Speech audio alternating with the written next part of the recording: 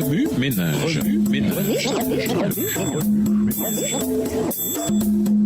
Bienvenue dans votre émission Remue ménage. Nous voilà à la leçon 7 qui va du 6 au 12 août. Jésus désirait leur bien. Jérusalem, Jérusalem, toi qui mets à mort les prophètes et tues à coups de pierre ceux que Dieu t'envoie.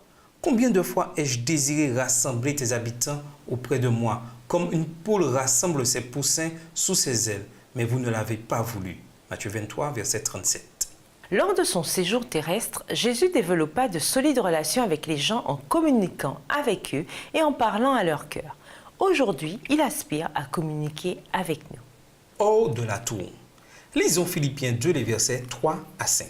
Philippiens 2, les versets 3 à 5. Ne faites rien par esprit de parti ou par vaine gloire, mais que l'humilité vous fasse regarder les autres comme étant au-dessus de vous-même. Que chacun de vous, au lieu de considérer ses propres intérêts, considère aussi ceux des autres. Ayez en vous les sentiments qui étaient en Jésus-Christ. En 423 avant Jésus-Christ, Siméon le stylite, dit Siméon l'Ancien, tenta d'échapper au monde, au péché et à certaines personnes en allant vivre au sommet d'une colonne. Il y vécut pendant 37 ans. Inspiré par l'exemple ascétique de Siméon, Alippe, le stylite, décida de surpasser son prédécesseur. Après avoir passé 53 ans sur une colonne près d'Adrianople, aujourd'hui la Turquie, il perdit l'usage de ses pieds et resta étendu sur son côté pendant les 14 dernières années de sa vie. Bien que ces hommes aient attiré des foules de curieux qui les suppliaient de leur accorder une audience et de leur donner des conseils, les stylites ascétiques avaient pour concept de se rapprocher de Dieu au moyen de la pureté et du désengagement envers un monde souillé par le péché. Cependant, quand nous regardons au Christ pour découvrir quel style de vie adopter, nous voyons qu'il se mêla aux êtres humains pour leur montrer comment atteindre la plénitude de la vie. Au lieu de s'adresser à eux depuis une colonne, il s'engagea envers chacun d'eux dans la vie de tous les jours. Lorsque le Christ aperçut Zachée, il ne lui dit pas comment vivre sa vie. Il ne souligna pas ses fautes et ne corrigea pas ses croyances.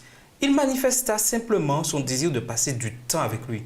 Luc 19, versets 1 à 9. Il impliqua Zachée à un niveau personnel en partageant un repas avec lui. De même, si nous voulons suivre l'exemple du Christ, nous nous efforcerons de travailler avec les autres de façon directe, personnelle et accueillante. Dans le livre A Christian, What a New Generation Really Thinks About Christianity and Why It Matters, un chrétien, qu'est-ce qu'une nouvelle génération pense vraiment de la chrétienté et pourquoi cela compte, de David Kinnaman, président du groupe Barna et de Gabe Lyons, donne un rapport de leur étude par la perception que les non-chrétiens ont des chrétiens. Ils écrivent « Souvent, la perception qu'ont ceux du dehors du christianisme reflète une église entichée d'elle-même. » Paul écrivit « Avec ceux qui sont faibles dans la foi, je vis comme si j'étais faible moi-même, afin de les gagner. Ainsi, je me fais tout à tous, afin d'en sauver de toute manière quelques-uns. » 1 Corinthiens 9, verset 22. Nous devons regarder au-delà de nous-mêmes et rencontrer les gens là où ils sont. Au revoir. Et à demain si Dieu veut. Remue ménage.